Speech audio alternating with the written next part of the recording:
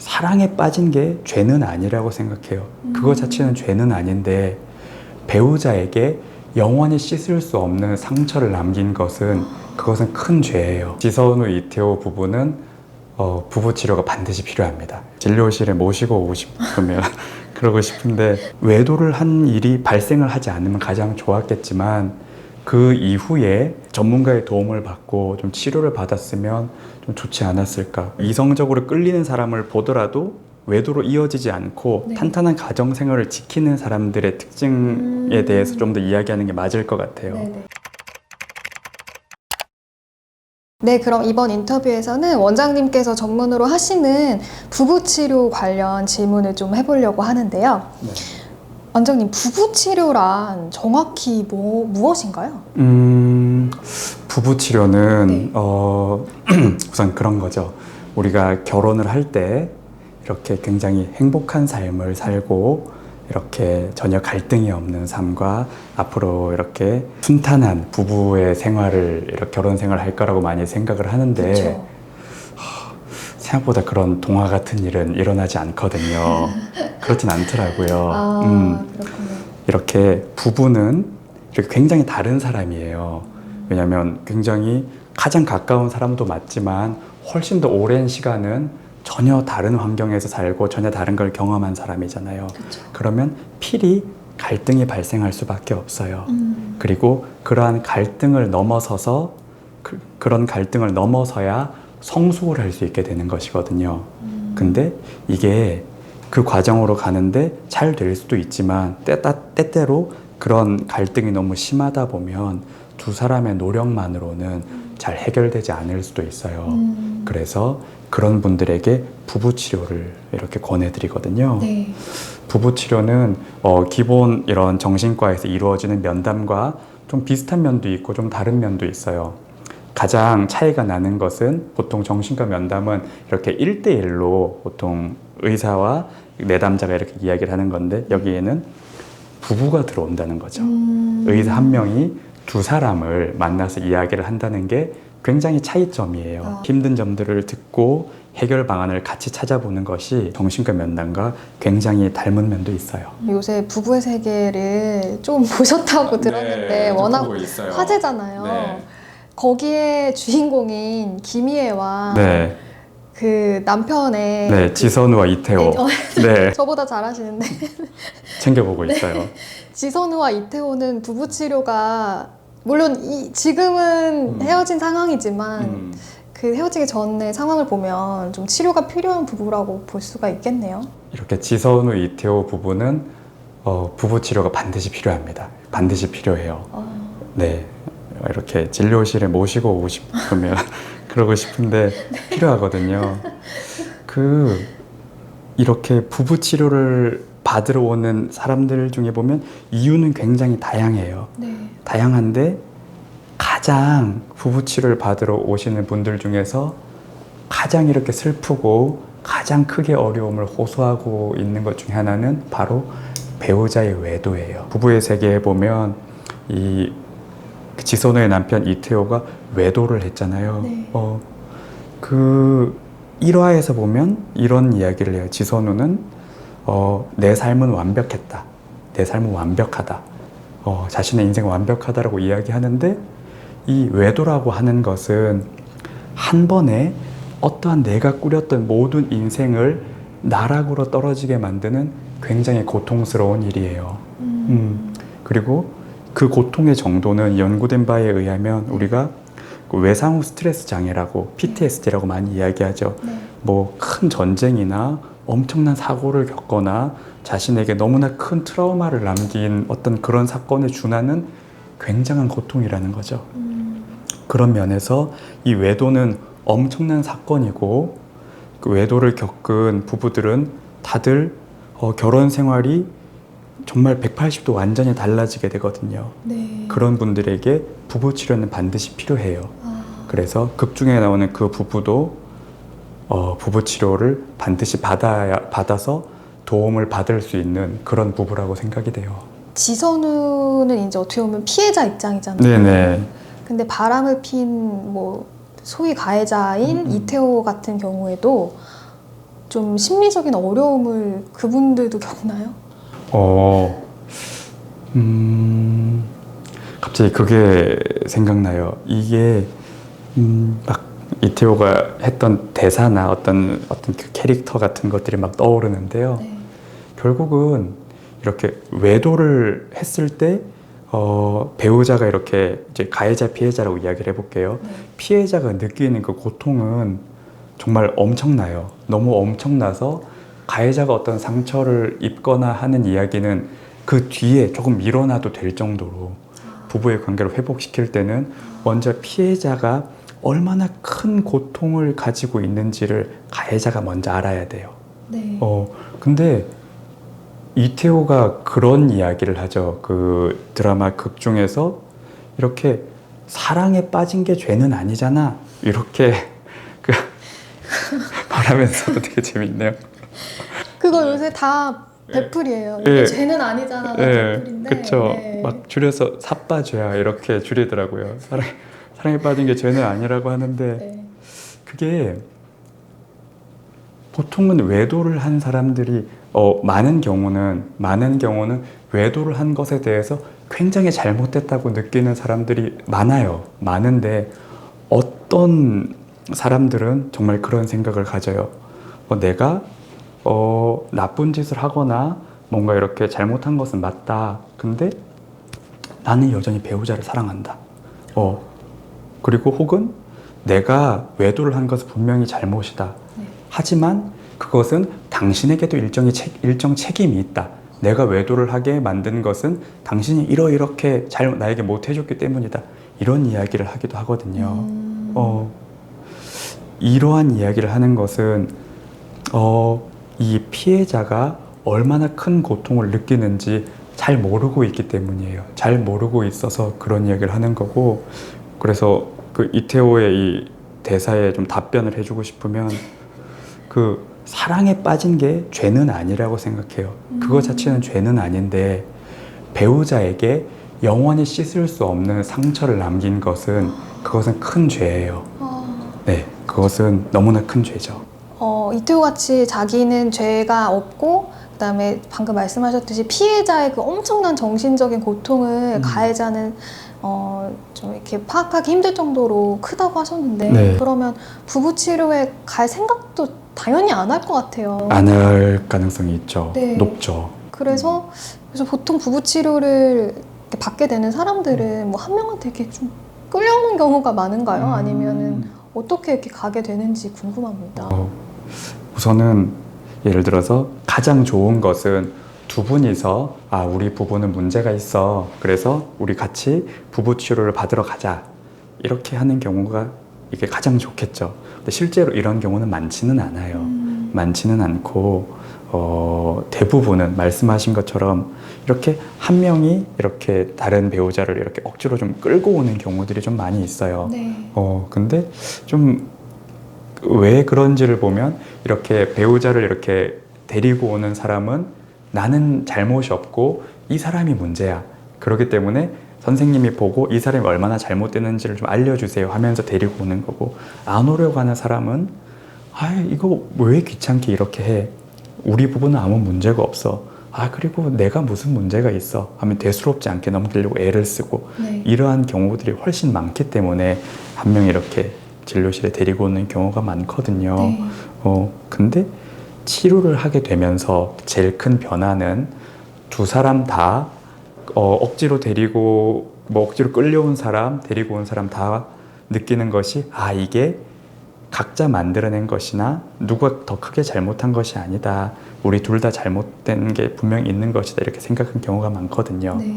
하지만 외도는 꼭 그렇다고 말할 수는 없겠죠. 이것은 한 사람이 굉장히 큰 잘못을 한 것이니까요. 네. 이런 특수한 경우가 아니고서는 한 사람이 이렇게 먼저 좀 데려오는 경우가 있고, 그러면서 각자 서로 좀 잘할 수 있는 것들을 많이 찾아내는 경우가 많아요. 그렇구나. 부부 치료에 대해서 사실 아직 모르는 사람들도 많을 것 같아요. 네, 맞아요. 네. 우리 부부에 문제가 있는데 그냥 제 주변 같은 경우에는 그냥 뭐 상담센터에 한번 가보겠다 이 정도는 생각을 해도 이렇게 병원까지 가야겠다는 생각은 선뜻 먹기 힘든 경우가 많은데 실제로 도움이 많이 되죠, 원장님? 이렇게 연구된 결과들이 좀 있어요. 네. 실제로 이렇게 부부 치료도 종류가 되게 많은데 어떤 부부 치료에서는 이 정도 효과를 낸다, 이렇게 좋았다, 이렇게 실제로 그냥 막연하게 좋다가 아니고 실제로 연구된 결과들이 있거든요. 네. 그래서 부부 치료를 받았을 때 80%에서 90%의 부부들은 굉장히 관계가 회복이 많이 돼요. 주관적으로 이분들이 느끼기에 우리 사이는 이전보다 훨씬 좋아져서 느끼는 부부들이 거의 대부분이에요. 근데 이게 일회성이면 안 되잖아요. 그래서 이게 추적 관찰을 하거든요. 네. 그래서 이게 부부 치료가 종결이 되고 네. 2년 후에 다시 여전히 부부 관계가 좋은지를 물었을 때 70%의 부부는 우리는 부부 치료가 끝났지만 여전히 좋은 관계를 유지하고 있다라고 대답한 부부가 70% 정도 돼요. 그렇게 많아요? 네, 굉장히 높아요. 네. 그래서 굉장히 도움도 많이 되고 꽤 이 치료는 장기적으로 봤을 때도 부부 사이에 굉장히 도움이 되는 좋은 치료라고 말할 수 있어요. 부부 치료를 찾아오는 사람들의 연령대는 좀 어느 정도 되나요? 이게 굉장히 다양해요. 이렇게 결혼한 지 얼마 안 된 30대 초반의 부부부터 결혼한 지 40년이 넘은 60대 후반 부부까지 정말 다양하게 찾아오고 있어요. 네. 뭔가 어려움을 겪고 있는 부부라면 누구든지 부부 치료를 받을 수가 있거든요. 그래서 어떤 특정한 연령대가 있다. 요즘엔 그렇지 않은 것 같아요. 다양한 연령대가 네. 찾아오고 있는 거고. 네, 맞아요. 부부 문제로 겪게 되는 좀 대표적인 정신질환이 있나요? 가장 많이 겪게 되는 정신질환은 우울증이에요. 왜냐면